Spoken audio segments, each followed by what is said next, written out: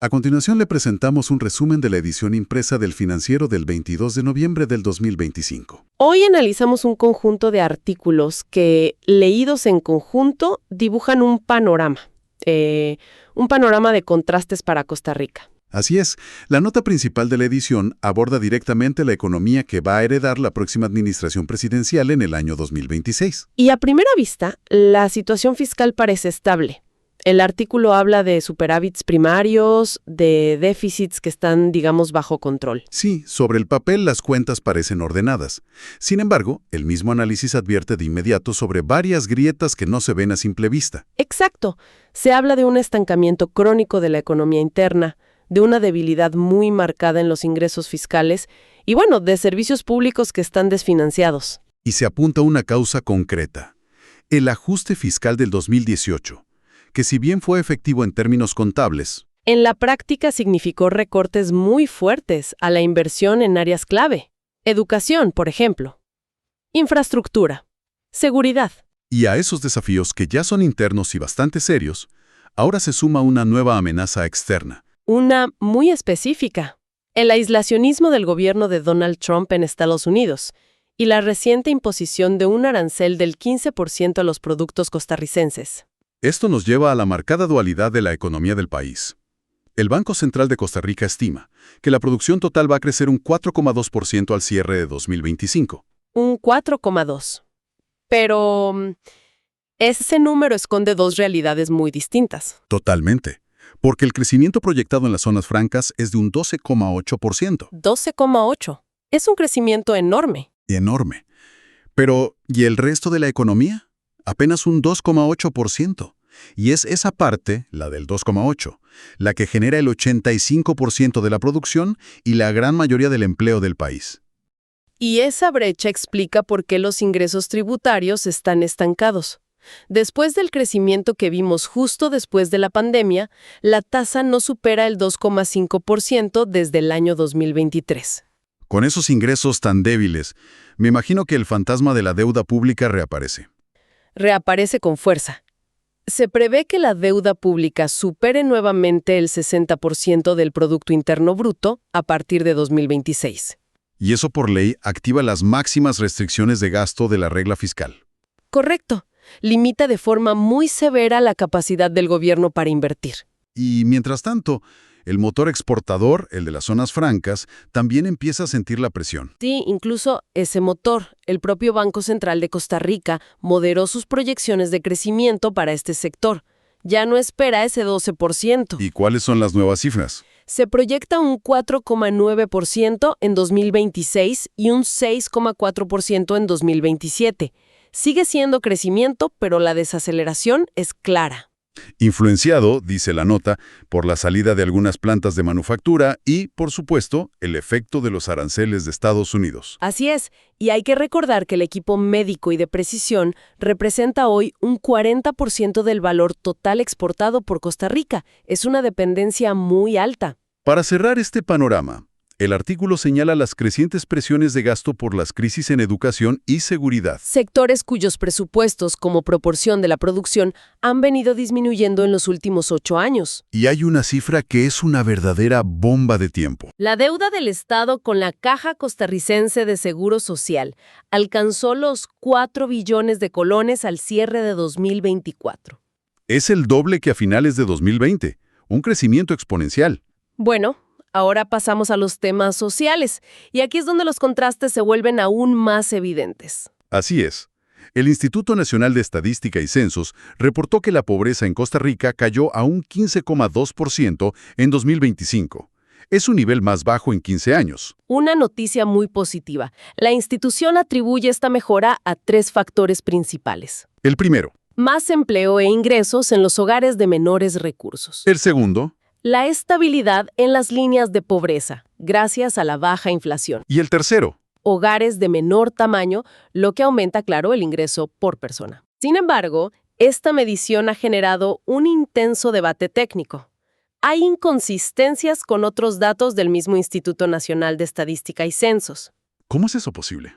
Pues los resultados de la Encuesta Nacional de Hogares, que es la que se usa para medir la pobreza, no coinciden en sus tendencias con la encuesta continua de empleo. O sea, la misma institución genera dos informes con datos contradictorios sobre el mercado laboral. Exactamente. Mientras la encuesta nacional de hogares reportó un aumento en la participación y ocupación laboral en 2025, ¿Qué es lo que explicaría la caída en la pobreza? correcto, la encuesta continua de empleo registró caídas en esos mismos indicadores para el mismo periodo. Son tendencias completamente opuestas. Esto pone en duda uno de los pilares de la explicación. Y hay que decirlo, un vocero del Instituto Nacional de Estadística y Censos reconoció la validez de esta crítica. ¿Y qué dijo al respecto? Afirmó que ya están trabajando para identificar el origen de estas distorsiones y que planean unificar ambas encuestas en el futuro. Es un gesto de transparencia, pero que deja una sombra de dudas sobre la cifra de pobreza. Definitivamente. Ahora, si pasamos a la sección de negocios, encontramos más grietas, esta vez en el modelo de atracción de inversión extranjera directa. Sí, se habla de las recientes salidas o reestructuraciones de operaciones de empresas como Intel, Corvo y Pfizer. El artículo aclara que esto responde a estrategias globales de estas compañías para optimizar costos y buscar economías de escala. Trasladan operaciones de manufactura a Asia y algunos centros corporativos a países como Colombia, por ejemplo. Pero también se mencionan factores de fricción a nivel local. ¿Cuáles son? La apreciación del colón, que les resta competitividad, y los altos costos de la electricidad y de la logística en el país. Y las cifras generales lo confirman. La inversión extranjera directa cayó un 7% en el primer semestre de 2025, si lo comparamos con el año anterior. Pero el dato más alarmante es otro. Las nuevas inversiones, es decir, proyectos que empiezan de cero, se redujeron un 25,6%. Es una caída muy fuerte. Y hay otro análisis, este de la promotora del comercio exterior, que complementa esta información. Y que llega a una conclusión muy contundente. Los incentivos fiscales, que fueron por décadas nuestra carta de presentación, Ya no son suficientes para atraer inversión. el juego cambió. El estudio revela que los factores determinantes ahora son otros. ¿Cuáles son los más importantes para las empresas hoy en día? Primero, la disponibilidad de capital humano calificado. Segundo, la estabilidad política.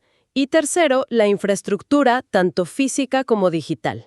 Y lo interesante es que el estudio analiza los últimos 20 años en Costa Rica. Sí, y concluye que los tres principales determinantes para atraer inversión en estas 2 décadas han sido, en orden, primero, la disponibilidad de recurso humano calificado. Siempre el talento. Siempre el talento. Luego, el entorno regulatorio y, en tercer lugar, la proximidad a mercados o clientes. Nuestro principal activo ha sido la gente. De acuerdo. Cambiando de tema, en el ámbito comercial, un informe destaca que los usuarios en Costa Rica han migrado de redes sociales. Y esto está obligando a las marcas a ajustar sus estrategias de marketing de forma radical. Se observa una disminución muy clara en el uso de Facebook. Y un crecimiento muy fuerte en plataformas como TikTok, Instagram y también YouTube. Y el informe insiste en que el contenido debe ser pensado específicamente para cada plataforma, para cada audiencia y para cada formato. Exacto. Lo que funciona en una red social no necesariamente funciona en otra. La estrategia de un solo anuncio para todos ya no es viable. También se reporta un cambio muy interesante en el uso de influenciadores. Sí, el modelo de simplemente pagar por una recomendación está en declive. Las marcas ahora contratan a los llamados creadores de contenido. Que son personas especializadas en una temática que generan contenido de valor. No es solo una cara famosa, es alguien que sabe de lo que habla. El contenido, dice el informe, tiene que ser confiable, conveniente y suplir una necesidad. Se busca credibilidad, no solo exposición. Exacto. Y esto nos conecta con el tema del talento que mencionamos antes. El periódico cierra con un análisis sobre la educación superior. Los datos son muy reveladores. En 2024, un total de 42 universidades en Costa Rica entregaron 5.105 títulos de posgrado. Y la distribución es clave. El 69% de esos títulos fueron emitidos por 37 centros privados. Y el 31% restante por las 5 universidades estatales. De hecho, la universidad que entregó más títulos de maestría y doctorado fue la Universidad de San José, una entidad privada. También hay una diferencia en el enfoque. Las universidades públicas concentran sus posgrados en ciencias económicas y de la salud. Mientras que las privadas lo hacen en Derecho, Educación y también Ciencias Económicas. Pero el dato más contundente, creo yo, es la tendencia. La total de graduados de posgrado, esos 5,000 al año, se ha mantenido estancada en la última década. No hay crecimiento. Y ahí está la gran contradicción. En un momento en que el mundo nos dice que nuestro único activo competitivo es el capital humano altamente calificado. Así es. Resulta que nuestra producción de especialistas, el nivel más alto del sistema educativo, llegó a una meseta. No estamos produciendo más. Es un panorama complejo, lleno de desafíos para la próxima administración. Una narrativa de éxito que convive con muchas señales de agotamiento. Y el riesgo de fondo es la cohesión social de un país que parece estarse partiendo en dos realidades económicas y educativas muy diferentes. Bueno, eso es todo por hoy, pero recuerde que puede ampliar en estos y más temas en el sitio web del Financiero y en nuestra app.